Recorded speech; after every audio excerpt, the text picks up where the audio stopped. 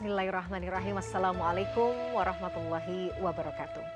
Pemirsa gapai kemuliaan yang dirahmati Allah, kemunafikan adalah penyakit hati yang berbahaya. Terlihat kecil namun dapat menghancurkan keimanan seseorang. Ia muncul saat lisan tidak lagi sesuai dengan hati, saat janji dilanggar, dan saat kebenaran mulai ditinggalkan.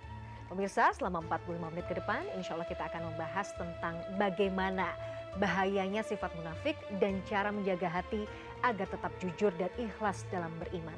Semoga melalui pembahasan ini kita semua dijauhkan dari sifat munafik dan dikuatkan untuk menjadi hamba yang jujur di hadapan Allah Azza wa Jalla. Amin ya rabbal alamin. Dan seperti biasa, saya tidak sendirian, sudah hadir bersama saya di studio ada Gurunda dan juga ayahanda kesayangan kita semua, Kiai Haji Haris Hakam. Assalamualaikum Ayah. Waalaikumsalam warahmatullahi wabarakatuh. Apa kabar? Baik, sehat, afiat. Masih sibuk dakwah kesana kemari Pak Kiai ya? Alhamdulillah masih suasana maulid di Jakarta itu maulidan 4 bulan. 4 bulan, makanya kadang maulidan kayaknya udah tapi rangkaian acaranya selalu ramai ya Pak Kiai ya? Masih sibuk, Masya Allah luar biasa. Pak Kiai, seperti biasa hari ini kita akan membahas tema yang juga sangat menarik tentang munafik, tapi nanti kita akan bahas di belakang. Tapi sebelum itu saya juga ingin mengingatkan bagi Anda pemirsa yang juga memiliki pertanyaan, Anda bisa mengirimkan pertanyaan Anda berupa video melalui nomor WhatsApp yang tertera di layar kaca. Baik, Pak Kiai, kita bicara tentang munafik. Seringkali itu kan hal yang istilah munafik itu lazim sekali kita dengar ya. Tapi kalau kemudian kita melihat dalam konteks bagaimana Quran memaknai munafik itu sebenarnya seperti apa Pak Kiai? Apakah memang cukup spesifik atau seperti yang memang kita tahu bahwa ya kalau misalnya seseorang tuh kalau ngomong tidak sesuai dengan faktanya sudah bisa diklaim itu munafik. Bagaimana kemudian Quran memaknai munafik Pak Kiai? Ya, bismillah walhamdulillah wassalatu wassalamu ala rasulillah amma ba'du. Mbak Mila dan para pemirsa, kita untuk bisa mendapatkan gambaran tentang orang munafik ini, dahsyatnya di dalam surah Al-Baqarah itu, di awal-awal surah Al-Baqarah itu, Allah menggambarkan dengan 4 ayat tentang kriteria orang yang beriman. Oh, yang beriman. Orang beriman itu cuma 4 ayat. Kemudian Allah menggambarkan tentang orang-orang kafir itu cuma 2 ayat. Ya, orang itu sawaun alaihim a'anzartahum am lam tunzirhum la yu'minun. Sama saja kamu beri peringatan atau tidak kamu beri peringatan, maka mereka ya tidak akan memberikan perhatian. Sumun bukmun umun la yarfaun. Dia buta, dia tuli hatinya itu. Cuma 2 ayat menggambarkan. Tapi ada 13 ayat yang menggambarkan tentang orang munafik. Wow. Jadi betapa dia menjadi tipologi yang rumit dipahami munafik itu. Bukan beriman, dia juga bukan orang kafir, tetapi mabaina manzilatain, dia berada pada posisi kedua ini. Mau dibilang beriman karena dia memang memeluk Islam. Kalau di zaman dulu dia masuk Islamnya itu supaya tidak kena pajak, tidak kena jizyah. Tetapi dia tidak melakukan amaliyah Islamiyah, melakukan perintah-perintah keagamaan. Dan dia kalau menguntungkan maka rahasia-rahasia keislaman itu dijual. Ya, dia untuk kepentingan dia dijual. Maka orang yang disersi karena menjual rahasia negara itu lebih berbahaya sekali karena dia tidak menganggap itu sesuatu yang secret ya, yang sangat berbahaya itu. Nah, jadi betapa bisa dibayangkan 4 orang beriman, 2 ayat orang-orang kafir, tapi 13 ayat menggambarkan tentang orang munafik. Betapa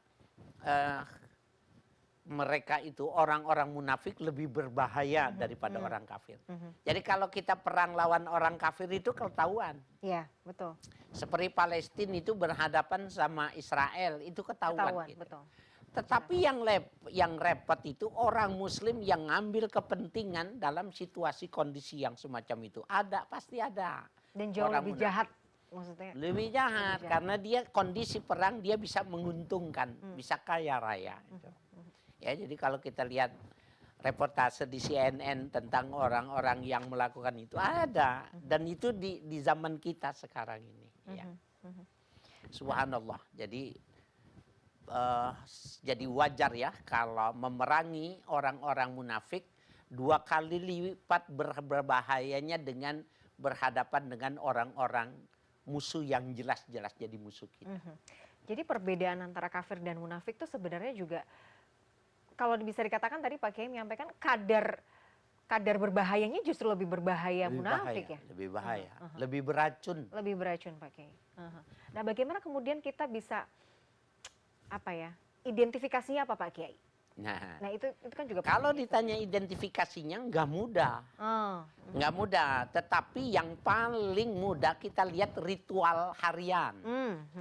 Pertama kita lihat kalau dia sholatnya kadang-kadang, maaf nih, sholatnya belang belentong gitu, maka dia sangat memungkinkan untuk punya sifat munafik. Itu pertama.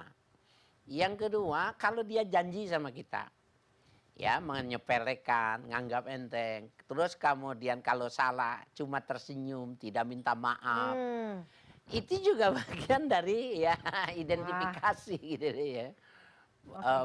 Di antara orang-orang yang punya ciri-ciri. Nah, kalau dia tidak kikis, tidak dia hapus dalam hatinya, dia seperti embrio yang terus diberi makan, dipupuk, dia akan membesar. Dia akan membesar, iya. Dia akan jadi penyakit ya, jadi tumor gitu ya Pak Kiai. Ya, betul. Jadi, waduh, kita juga harus hati-hati karena itu tadi ya, kebiasaan-kebiasaan yang kita lakukan, kita berteman dengan siapa, itu sangat bisa mempengaruhi. Mungkin bisa dikatakan gini Pak Kiai, orang yang dulunya baik-baik saja, itu bisa jadi kemudian berubah jadi orang yang munafik karena misalnya kebiasaan, karena lingkungan, itu juga bisa berpengaruh ya Pak Kiai ya. Apakah munafik itu bagian dari tabiat atau akhlak? Ternyata dia bukan tabiat, tetapi dia akhlak. Artinya dia bisa dipengaruhi oleh lingkungan. Orang yang hafal Quran masuk pada situasi komunitas yang munafik, dia akan hilang hafalannya. Berubah, karena dikatakan bahwa akhlak itu bisa menarik keburukan dari orang lain itu bisa. Sama juga dengan kebaikan. Kalau kita mungkin dikelilingi orang yang baik, akan ada itu tadi ya, getaran kebaikan yang juga akan nyampe ke kita. Begitu juga dengan hal-hal yang buruk ya Pak Kiai ya. Jadi pentingnya juga kita harus mendidik diri untuk bisa kumpul dengan orang-orang yang soleh juga ya Pak Kiai ya. Benar. Karena nular. Jadi kesalehan itu menular. Kemunafikan itu juga menular. Jadi kalau Nabi mengatakan ya, almar'u ala dini khalili. Khalili, ya. Ya, seseorang itu tergantung dari agama temannya. Loh, kan 2 person bagaimana bisa memberikan respon dan koneksi secara langsung keberagamaannya. Maksudnya Nabi cerminnya seperti itu. Jadi kamu kalau pengen melihat agama, saya pengen mengenali bagaimana sih keberagamaannya Mbak Mila umpamanya. Saya lihat aja Mbak Mila bergaulnya sama siapa, itu sudah ada cerminan siapa Mbak Mila. Gitu. Iya. Jadi Nabi bahasanya bagus sekali ya, gitu ya. Jadi kita itu cerminan dari agama teman kita ya. Kalau kita berkumpulnya sama orang-orang yang begitu ya Pak Kiai, ya hati-hati. Kalau baik pasti pengakuan. Pasti. Kalau kemudian ya kita harus jujur ya. Enggak, saya tetap ini kok, saya punya prinsip. Waduh, kayaknya juga berat juga ya kalau kita masih berkumpulnya sama orang-orang kayak gitu tuh pasti akan punya impact ke diri kita ya berarti Pak Kiai. Pasti. Ya, seperti halnya kebaikan, maka keburukan juga berpengaruh secara langsung. Pak Kiai, menarik sekali pembahasan kita, tapi seperti biasa kita harus jeda terlebih dahulu. Nanti kita akan lanjutkan. Pemirsa jangan kemana-mana, Gapai Kemuliaan masih akan kembali setelah jeda yang satu ini.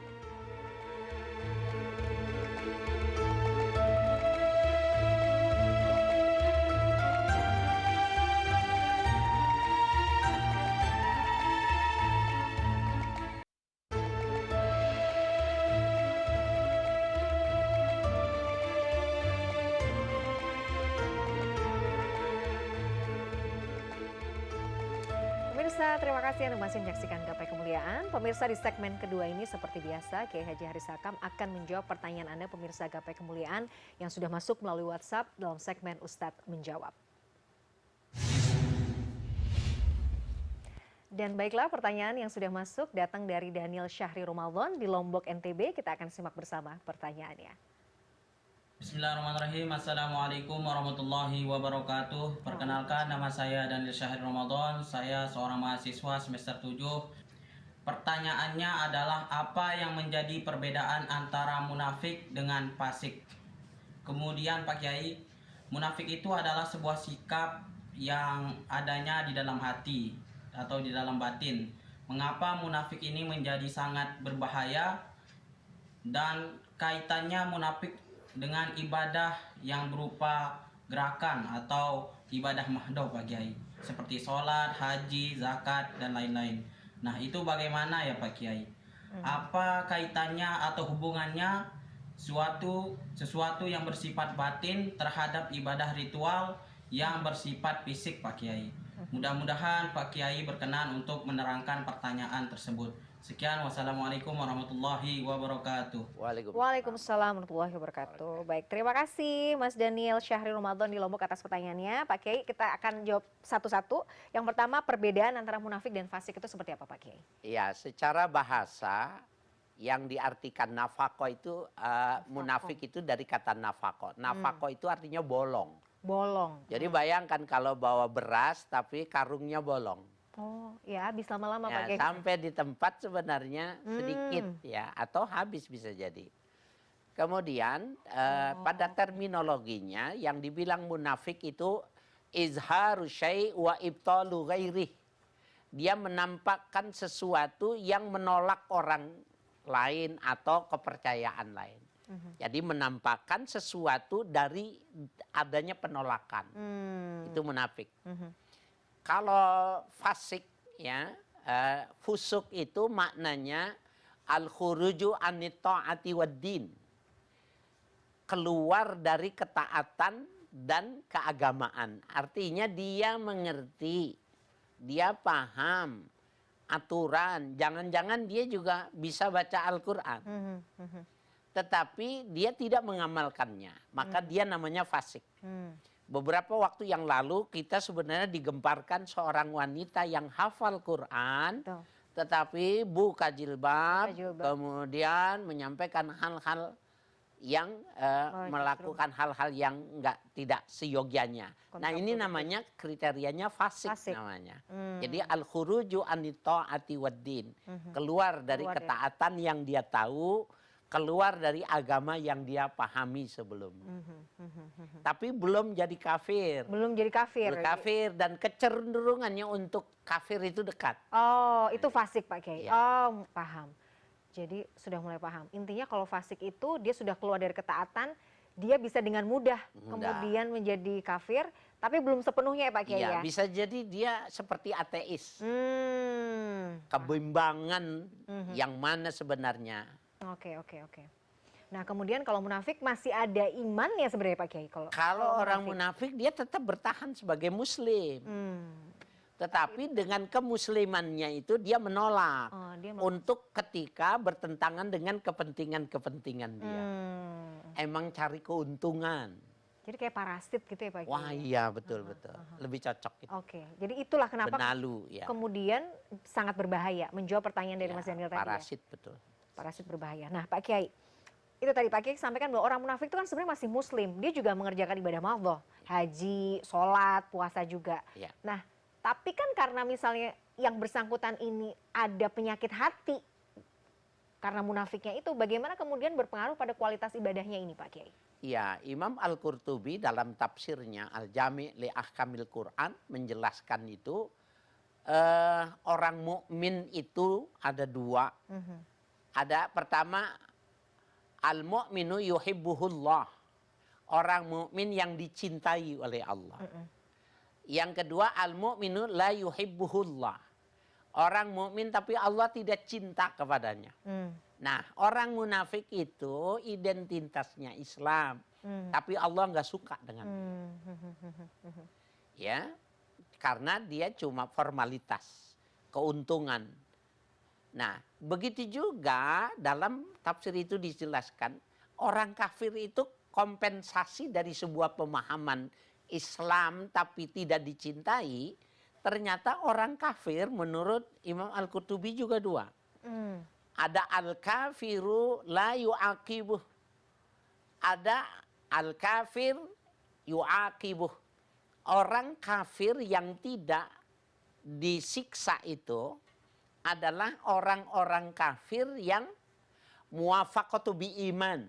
Sesuai perilaku kehidupannya itu sesuai dengan keimanannya orang-orang yang beriman. Ini Mbak Mila, jadi dia tidak masuk Islam, tapi kehidupannya dia seperti perilaku orang yang beriman. Itu Allah nggak marah sama dia. Jadi yang Allah nggak suka kepada orang kafir yang yuwafi kafirahu, yang memenuhi kekafirannya. Jadi kekafirannya itu dituruti, tidak mau mengakui, tidak beribadah, penolakan, ya bahkan penistaan dan lain sebagainya. Itu yang dibenci. Nah, Mbak Mila, dulu saya melihat ada beberapa orang pejabat yang saya kenal, dia non Muslim gitu. Tapi kalau saya lihat dia sehari-harinya itu, ini seperti orang Muslim kehidupannya. Pertama, dia bisa mengungkapkan kalimat-kalimat yang lazim. Assalamualaikum dengan ain yang fasih gitu ya. Kemudian subhanallah. Ketika saya sedang berjalan ada tabrakan innalillahi wa inna rajiun gitu. Saya bingung, ini kok refleksnya refleks Muslim. Kemudian dia kalau sodako, ini kerahimannya. Kata rahim itu kalimat Qur'ani gitu. Ini kerahiman buat saya ini ya, doakan saya ya. Nah kehidupannya gitu. Itu kalau ternyata memang 24 jam kekafirannya dia tapi sesuai dengan keimanannya, dia orang kafir yang tidak dimarahi oleh Tuhan. Kompensasi dari ya lawanan mafhum mukhalafannya Muslim tapi yang nggak dicintai sama Allah.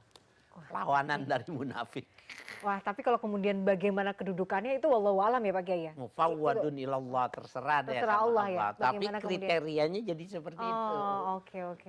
Wah, Masya Allah ya. Jadi dimensinya tuh banyak ya Pak Kiai ya. Nggak cuma kalau kafir udah pasti ini belum tentu gitu. Belum tentu kalau munafik juga ya itu tadi ya. Oke.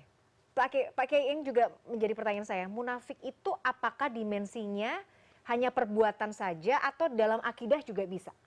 Pak Kiai. Kalau dia sudah sampai kepada akidah fasik dia. Oke. Kalau yang namanya munafik itu dia dimensinya fisik aja. Emang kepentingan. Jadi orang yang agama itu menjadi sebuah kepentingan. Agama itu alat. Nah itu munafik. Makanya dia dianggapnya berbahaya. Karena dia bisa jual ideologi. Bisa dia jual ya yang lain-lainnya pada saat ya dia punya keinginan, dia punya kebutuhan. Oke, orang munafik itu juga seringkali disebut dia menipu Allah. Padahal kan kalau kita masa sih Allah tertipu? Bagaimana kita memahami konsep munafik itu juga menipu Allah, Pak Kiai? Ada istilah seperti itu kan sebenarnya? Ya, yukhadi'unallaha wallazina amanu. Dia mengatakan bahwa dia menipu Allah dan menipu orang-orang yang beriman. Sepintas. Memang sepertinya begitu. Walakin Allah yakhdu'uhum, akan tetapi Allah lah yang sedang menipu mereka itu. Mana mungkin? Jadi ilustrasi ketika dia tahu kemudian dia berselingkuh, dia mengetahui melakukan sesuatu yang tidak ideal, maka dianggapnya dia menipu. Itu dalam sebuah kinayah saja. Ya, kalimat yang tidak semestinya, tidak hakiki gitu ya kalimat itu. Dari lantaran dia menganggap Tuhan tidak masuk pada sisi-sisi yang terkecil mamanya gitu. Dan itu banyak orang yang punya anggapan seperti itu. Termasuk ketika orang Islam sendiri bilang ini, kenapa sih ya kalau giliran susah saya melulu, kalau dia tuh yang nggak sholat aja lancar-lancar aja. Itu juga kalimat-kalimat yang nggak boleh terucap sebenarnya. Apalagi terukur dengan orang-orang itu yang nggak ibadah gitu. Saya udah ibadah, kenapa saya tidak seperti itu? Itu juga bagian dari ungkapan yang nggak boleh. Hati-hati juga ya ungkapan-ungkapan yang kita sampaikan seperti itu. Ya suka itu ada, kita suka dengar. Maka bilang kita pegang, kita usap. Diajak ngomong banyak, nanti akhir sudah senang dia bilang istighfar Mbak, jangan ucapkan itu lagi. Enggak, Allah bukan sedang menipu. Oke. Masya Allah Pak Kiai. Tadi kan Pak Kiai sampaikan bahwa ciri-ciri atau indikasi munafik itu kan sebenarnya banyak ya. Tadi sholatnya bolong-bolong. Sama kayak kata nafaknya sendiri ya, itu bolong ya. Nifak atau nafak ya Pak Kiai? Itu bolong gitu. Terus kemudian kalau janji tidak ditepati, kalau dipercaya berkhianat. Jadi bentuk-bentuk misalnya dalam kehidupan sehari-hari kita misalnya ketemu mungkin si fulan atau si fulanah yang wah ini berkhianat nih. Itu bisa jadi sinyal kalau yang bersangkutan punya indikasi ke arah situ ya Pak Kiai? Bisa jadi ya. Jadi memang banyak. Tadi saya kira gambarannya orang beriman 4 ayat, orang kafir 2 ayat, tapi 13 untuk menggambarkan betapa rumitnya tipologi dari kemunafikan. Tapi cirinya itu lihat, dia sholatnya bagaimana. Termasuk sholatnya rajin, tapi subuh sama asar. Oh iya. Nah, itu memang tapi memang tantangannya di subuh sama asar memang besar ya Pak Kiai. Kadang-kadang kan kalau di subuh ya itu bangun subuhnya. Kalau asar tuh kadang-kadang dengan kepadatan aktivitas yang sedang kita. Dan masih di jalan, masih di tol, macet, celananya nggak bersih. Nah itu bisa jadi. Wudhu nggak ada. Itu loh kan itu sesuatu yang rutin. Kalau sudah rutin kan berarti udah bisa diantisipasi. Nah nanti pertanyaan yang mungkin dibahas. Bagaimana kita supaya kita tidak jadi orang yang seperti itu Pak Kiai, auzubillah, yang mudah-mudahan kita tidak menjadi bagian dari orang munafik, dan bagaimana kita harus menghadapi lingkungan yang seperti itu yang ada indikasi ke arah kemunafikan. Nah nanti dijawab ya Pak Kiai ya, tapi di segmen berikutnya kita jeda terlebih dahulu. Pemirsa, Gapai Kemuliaan masih akan kembali setelah yang satu ini, tetaplah bersama kami.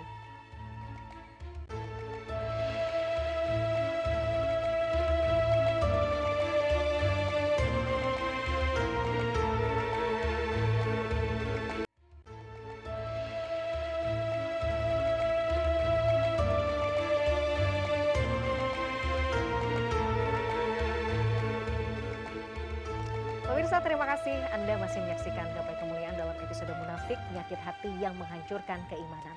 Pak Kiai, kita lanjutkan. Tadi ada pertanyaan yang perlu dijawab. Bagaimana kemudian kita bisa menghindar dari indikasi-indikasi sifat-sifat yang semacam ini ya, yang kemudian mencirikan bagian dari kemunafikan, dan bagaimana kita harus bersikap terhadap orang-orang yang mungkin punya indikasi atau punya ciri menuju kemunafikan Pak Kiai. Ataukah ada contoh yang kemudian di zaman Rasulullah SAW yang memperlihatkan bagaimana cara baginda Rasulullah dan juga sahabat bersikap terhadap orang-orang munafik? Bagaimana Pak Kiai? Ya banyak ya. Ada satu peristiwa di mana salah seorang sahabat yang petugas pengambil zakat. Ya petugas mengambil zakat, kemudian menyetorkan hasil pembayaran zakatnya itu dikumpul kepada Baitul Mal di zaman Nabi itu. Kemudian si pengambil zakat ini meninggal dunia. Maka para sahabat menyaksikan ya annahu min ahlil khair, bahwa sesungguhnya si fulan itu orang yang baik. Kata Nabi, la. Tidak, dia tidak baik katanya. Coba kamu datang ke rumahnya, itu di rumahnya itu ada beberapa zakat yang dia tidak sampaikan. Nah ini bayangkan ya, Nabi tidak membukanya sepanjang dia menunggu barangkali nanti taubat. Tetapi tidak juga taubat sampai kematian. Bahkan di kesempatan yang lain, ada orang yang mengikuti ajaran Nabi Muhammad, tetapi untuk dijadikan lompatan. Bahwa dia mengatakan bahwa dirinya itu adalah seorang Nabi setelah Nabi Muhammad. Nah ini Mbak Mila, digambarkan orang yang mau naik ke tempat sesuatu tapi naik di pundak orang lain. Di zaman sekarang banyak ya, naik di pundak orang lain untuk melangkahi dan melewati orang yang diinjaknya itu. Itu sikap maksimalitas dari munafik. Ya. Sehingga tidak heran ketika di dalam Al-Qur'an dikatakan innal munafiqina fi darkil asfali minan nar. Sesungguhnya orang-orang munafik itu dimasukkan dalam keraknya api neraka. Iya, keraknya paling bawah. Keraknya ya api neraka. Orang kafir tidak dikatakan fi asfali minan nar, tidak disebutkan. Mereka Kalau tidak bertaubat, mereka tidak merubah ajarannya, mereka dalam neraka. Tapi orang munafik, ya fidarkil asfali minan nar, di keraknya api neraka untuk menunjukkan bahwa dia memang tipe manusia yang berkepala dua. Ya, jadi berkepala dua, wajhain, zul wajhain. Dalam istilah di zaman dulu itu zul wajhain, orang yang bermuka dua. Nah, itu sudah ada di zaman Nabi itu istilah zul wajhain, orang yang bermuka dua. Jadi tadi ya, orang munafik ditempatkan di neraka yang paling bawah dan tidak ada yang bisa menolong kan bahasanya begitu. Tidak bisa, dan dia selamanya. Oh ya Allah. Orang kafir enggak dibilang fidarkil asfali minan nar. Berarti ya Allah sebenci itu ya. Kebenciannya bisa dibayangkan. Nah, berarti kan orang mukmin itu cirinya dia itu imtithalu awamirillah wajtinabu nawahi, melaksanakan perintah dan menjauhi larangan. Itu implementasinya ketika digambarkan ini yang paling dibenci, maka kita jangan dekat. Tapi keluarga, tapi masih ada hubungan darah. Akui dia sebagai saudara kita, tapi jangan mendekat. Jadi jaga. Karena nurak, jadi jaga jarak. Walaupun kita ya berusaha untuk mendekatinya dan sebagainya, tapi sama anak kita pun kita jangan mengatakan kemunafikannya, tapi kita berusaha untuk menjauhkan. Dan kita tidak boleh pakai secara lisan juga kemudian menjudge orang atau menyebut seseorang tuh fulan atau engkau munafik, itu tuh nggak boleh ya Pak Kiai? Nggak boleh. Nggak boleh. Yang tahu cuma Allah. Tahu aja yang Allah. Dan yang kedua, sifat-sifat yang ada di muka bumi itu, ya kata manusia ya, itu kan wa minan nasi mayyakulu amana wahum la yu'minun gitu. Kata nas itu, an-nas itu maknanya taharrok. Maknanya bergerak. Oh, bisa berubah. Nah, oleh karena itu manusia dia bisa bergerak dari satu sisi ke sisi yang lain. Kenapa kita tidak boleh menyatakan kepada anak kita, ini pamanmu, ini bibimu, ini fidarkil asfali minan nar, kita nggak boleh mengatakan. Serem ya Pak kalau kita bilang nggak gitu. boleh. Oh, iya, karena dia kita mengharapkan kedekatan dan lain sebagainya bisa berubah. Sama seperti tadi yang sudah ditunjukkan oleh baginda Rasulullah kan, bahwa beliau kemudian membuka itu setelah yang bersangkutan wafat. Ada kesempatan. Gitu. Iya, padahal nunggu, padahal Nabi tahu ini dia suka nilep. Ya Allah. Nah itu kan hal-hal yang sekarang pun sering terjadi di sekitar kita ya. Ada si fulan, ini kok ini nilep duit deh kayaknya nih. Ini nilep bantuan deh. Ini kalau ngomong bilangnya A selalu ujungnya B. Ternyata berkhianat, kalau dikasih amanah nggak pernah ini. Kita tahu berarti nggak usah kita bilang yang bersangkutan, ente munafik ya, antum munafik, nggak boleh ya Pak Kiai. Tapi kita jaga jarak. Cuma nilep bahasa Indonesia bukan ya? Menilap bukan sih, nanti kita buka di KBBI ya. Jadi gitu Pak Kiai, kita jaga jarak. Jaga jarak dan dia berpengaruh dan dahsyat. Ya, pengaruhnya dahsyat ya. Kitanya berarti supaya kita dihindarkan dari sifat-sifat kemunafikan apa Pak Kiai? Iya, kita mesti di samping ikhtiar kita berdoa. Ya, kan dalam doa itu banyak yang wajma fi zumratis salihin, ya Allah kumpullah kami bersama orang-orang yang soleh. Wajma fi zumratil masakin, ya Allah jadikan kami senang duduk bersama orang-orang miskin. Itu memang harus diminta, ya. Usaha dan memintanya. Dan jangan menghinanya. Jangan menghina. Kita dulu pernah bahas ada satu hadis yang la tahqiran nas ya bizunubihim. Jangan mengecilkan, menganggap remeh ketika orang itu melakukan dosa.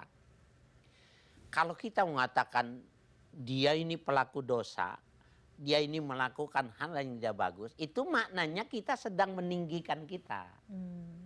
Bahwa yang benar tuh yang ini, yang soleh itu, yang soleha tuh yang ini gitu. Pada saat kita menghinakan itu, karena dia anas maknanya taharrok, dia akan berubah gitu. Sehingga Nabi mengatakan kalau kamu tidak bersahabat, yamutu la yamut hatta ya'malabih. orang yang mengatakan seperti itu, dia nggak meninggal kecuali dia melakukan dulu yang dia hina itu. Betul. Jadi nggak boleh. Jangan kita itu tadi menjudge orang ya Pak Kiai. Nggak boleh menyebarluaskan. Sudah saja kita berhati-hati sama dia, tetapi nggak boleh menghukumkan. Kan yang menghukumkan biar Allah saja. Ini masalah tauhid gitu ya. Iya, aduh kadang nih mulut tidak bisa, si fulanah tuh begini-begini. Nah itu nggak boleh ya Pak Kiai. Udah. Biar, tapi kalau batin gitu, kalau istilahnya apa ya? Kalau orang ya pikiran-pikiran yang hanya ada di hati kita pakai tidak kita ungkapkan gitu. Kalau istilah Jawanya tuh batin gitu, nggak apa-apa ya, tidak dihukumi ini Pak Kiai ya. Nggak apa-apa. Sehingga ulama dalam memberikan batasan tentang ghibah, ngomongin kejelekan orang ya, al-wajibu satru auratihi wa adamu izhari ala ghairih. Yang bagus itu kau tutupi, jangan sebut namanya. Dan jangan kamu sebar-sebarkan luar gitu. Jadi maknanya itu, mafhumnya, kalau kita umpamanya si Anu tuh seperti ini, si Fulan tidak menyebutkan namanya, maka tidak pada kriteria ghibah. Oke. Sebagai itu tadi yang mungkin kita pengen mendapatkan pelajaran dari peristiwa itu. Atau dari... kan ini munafik nih. Kalau kita omongin kan ghibah tuh. Iya. Jadi kalau kita menceritakannya itu jangan disebut namanya. Gitu. Oke. Tips dan trik gitu. Baik Pak Kiai, menarik sekali pembahasan kita. Kita jeda dulu. Ya baik. Pemirsa jangan kemana-mana, Gapai Kemuliaan masih akan kita lanjutkan tentunya setelah yang satu ini. Tetaplah bersama kami.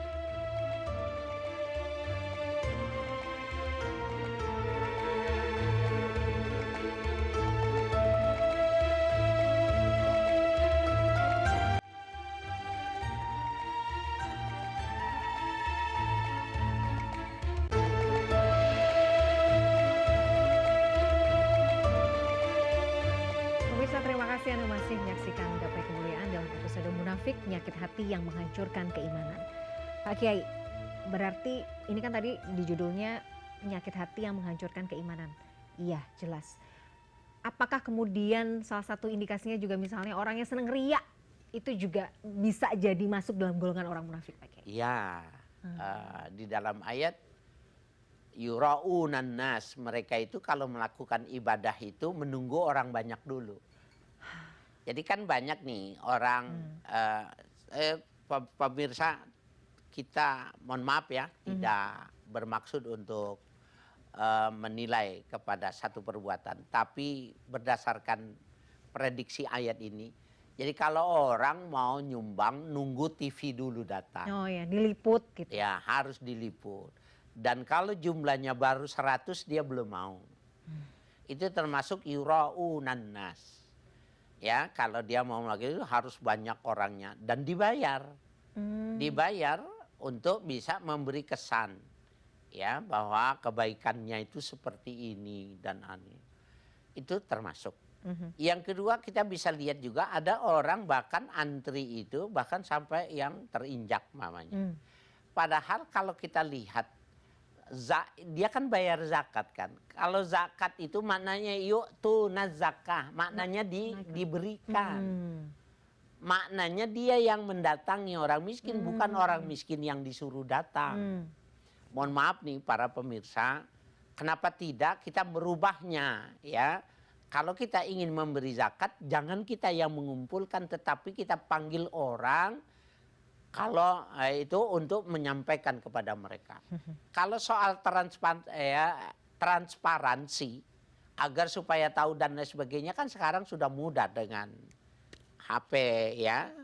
Barangnya apa, diberikan kepada siapa. Kalau perlu testimoni dia suruh ngomong bisa direkam. Nah mohon maaf saya tidak ingin memberikan penilaian. Jadi kalau santunan anak yatim yang diacarakan itu khawatir. Jadi mohon maaf ya, khawatir kita dimasukkan ya pada pengertian yura'unan nas itu. Itu juga bagian yang nggak boleh. Tentang orang yang ikhlas gitu. Dikatakan itu hatta ya'lamu yaminu hatta la ya'lamu shimaluhu mayun fiku yaminu. orang yang memberikan sodako, memberikan zakat itu, sehingga tangan kirinya, kata Nabi, tidak mengetahui apa yang diberikan oleh tangan kanannya.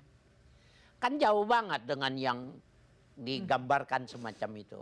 Jadi semakin tersembunyi dan lain sebagainya itu lebih bagus. Lebih menjaga keikhlasan. Lebih menjaga. Tapi kan sebenarnya boleh juga ya Pak Kiai Boleh. ditampakkan. Kalau misalnya saya kan sebenarnya ingin menyampaikan ini sebagai bagian dari juga dakwah gitu, untuk mengajak pada kebaikan gitu. Itu gimana Pak Kiai? Nah, kalau alasannya begitu gitu. ya, misalnya. ada ayat yang menjawabnya. Intubdus shadaqati fani'immahi. Apabila kalian nampakkan pemberian zakatnya itu, maka itu bagus. Jadi panggil orang, panggil TV, tujuannya karena selama ini indikasinya ada tuduhan saya tidak bayar zakat. Yang kedua, saya melakukan ini, adik saya itu pelit banget. Paman saya, bapak saya, pengusaha lebih banyak duitnya tapi tidak mau melakukan. Maka dengan secara terbuka, dengan niat-niat sholihah ini, fani immahi kata Al-Quran, itu bagus. Itu bagus. Ya, jadi itu wa intuh fuha. Tapi kalau kamu sembunyikan, wa tuhal fuqara, itu kalimatnya. Kamu berikan kepada fakir, bukan mengumpulkan. Ya. Ya, Jelas. fahuwa khairul lakum, itu lebih bagus. Insya Allah. Jadi betapa fleksibel ayatnya. Iya ya. Sebenarnya ada semua problem tuh ada solusinya gitu. Ada di Semua, Al-Quran iya, sudah di diatur. Al-Quran, iya ya. Tinggal kita mau buka apa enggak ya Pak Kiai ya. Dah. Nah misalnya gini Pak Kiai, kita mau sodakoh nih. Kita udah nih diem-diem nih. Diem-diem pengennya sodakohnya diem-diem. Tapi ada orang yang tahu nih. Duh gimana ya, kalau tahu nih jadinya jadi ria. Nggak jadi deh. Nah pergulatan yang seperti itu apa gimana ya Pak Kiai? Kadang-kadang kan kita gitu, lagi sholat nih. Udah khusyuk, ada orang nih. Lebih khusyuk lagi. Aduh gimana nih, jadi udah mulai nggak fokus ketika takut, jadi takut melanjutkan amal soleh karena takut ria. Apakah itu juga sudah ria sebenarnya Pak Kiai?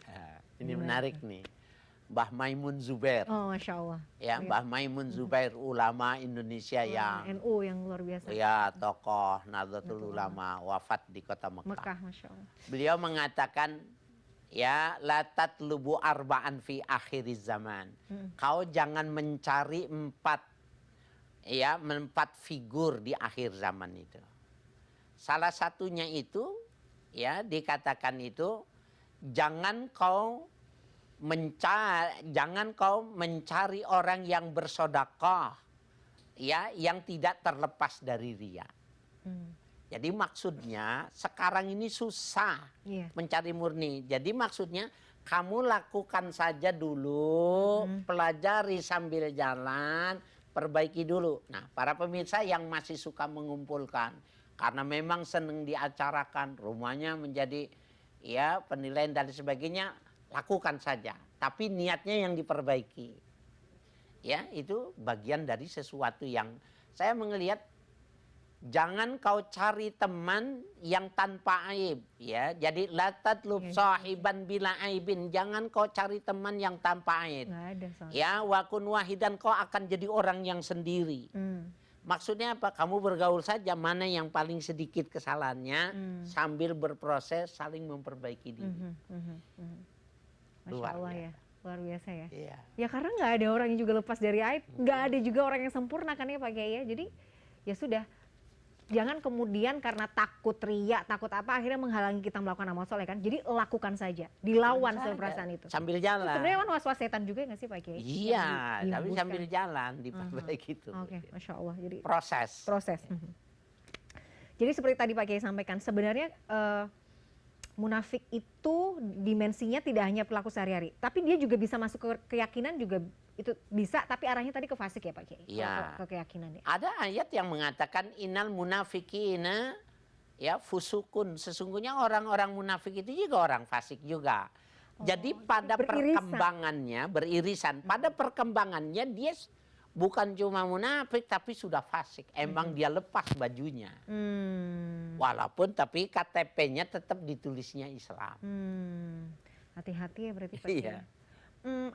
Ada pakai sebagai penutup apa yang ingin disampaikan tadi, intinya kan bahwa munafik itu kan betul-betul bisa merusak iman. Dia bisa bahkan ketika tanpa sadar kita jatuh pada lubang kemunafikan, itu akan membawa kita endingnya bisa di neraka yang paling bawah. Kita bisa jadi di lapisan neraka yang paling bawah dan tidak ada yang kemudian bisa menolong kita gitu. Nah, bagaimana kemudian kita bisa, sekali lagi, kita bisa terhindar dari hal-hal yang seperti ini Pak Kiai? Ya, kalau kita pegang cermin, maka kita orang yang paling tahu muka kita. Iya, betul. Jadi kalau kita indikasi atau ciri-ciri orang munafik itu kita jadikan cermin, maka kalau kita masih malas sholat, terutama yang dikatakan inna asqala sholatin alal munafikina al-atamatu was subhu, yang paling berat dilakukan oleh orang-orang munafik sholat itu al-atamah. Atamah itu satu riwayat mengatakan sholat malam. Jadi yang dimaksud itu isya. Ya, wasubhu dan sholat subuh. Jadi ketika kita lihat nih, kenapa saya kok males kalau sholat isya? Kenapa saya subuh saya males? Maka itu sebenarnya kita sudah diinformasikan, jangan-jangan sudah ada sifat munafik. Maka kita mesti teliti, apa sih sebenarnya kemunafikan kita itu sebenarnya. Ini jangan-jangan makanan, minuman, pergaulan, pemahaman itu diperhatikan. Yang kedua, yang mesti kita pahami, kenapa kalau kita mau melakukan sesuatu nunggu orang dulu, umpamanya. Padahal ya ketika kita punya uang itu, orang itu kasih. Ini enggak, dia datang tunggu orang udah banyak baru diberikan. Dia mesti tahu tuh, ini sebenarnya baik tapi ada indikasi ciri-ciri kemunafikan. Jadi ketika dia paham untuk bercermin dirinya, itu yang paling hebat. Dan ketika kita sudah paham, aduh ya Allah, sudah ada nih tampaknya bibit-bibit, yang kita harus lakukan apa Pak Kiai? Ketika kita sudah mulai sadar, nggak bener nih, ini ada yang salah nih. Istighfar yang baik. Istighfar ya. Istighfar itu menyelesaikan masalah, membebaskan dari karatnya hati, dan istighfar itu mendapatkan petunjuk. Nanti Allah kasih jalannya. Allah kasih bimbing kita ya. Iya, istighfar. Nah, semua ada solusinya. Kalau kita menghadapi orang yang munafik, satu itu tadi kita bisa jaga jarak. Kita juga harus rajin-rajin mengevaluasi diri, introspeksi Pak Kiai. Kalau kita sudah ada arahnya ke sana, banyak istighfar. Istighfar aja. Allah, luar biasa. Obatnya ampuh. Insya Allah. Mudah-mudahan kita terhindar dari sifat-sifat munafik. Amin ya rabbal alamin. Pak Kiai, terima kasih banyak ilmunya hari ini. Jazakallah khair, luar biasa. Pemirsa, tidak terasa usai sudah perjumpaan kita dalam program Gapai Kemuliaan hari ini. Semoga hari ini membawa manfaat, membawa kebaikan, dan Allah Azza wa Jalla senantiasa mudahkan kita semua untuk menuntut ilmu agama dan mengamalkannya. Amin ya rabbal alamin. Terima kasih atas perhatian Anda. Saya Meladia Rahma dan juga Kiai Haji Haris Hakam undur diri. Insya Allah kita akan jumpa lagi pada episode yang akan datang. Subhanallahumma wa bihamdika, asyhadu an la ilaha illa anta, astaghfiruka wa atubu ilaik. Wassalamualaikum warahmatullahi wabarakatuh. Waalaikumsalam warahmatullahi wabarakatuh.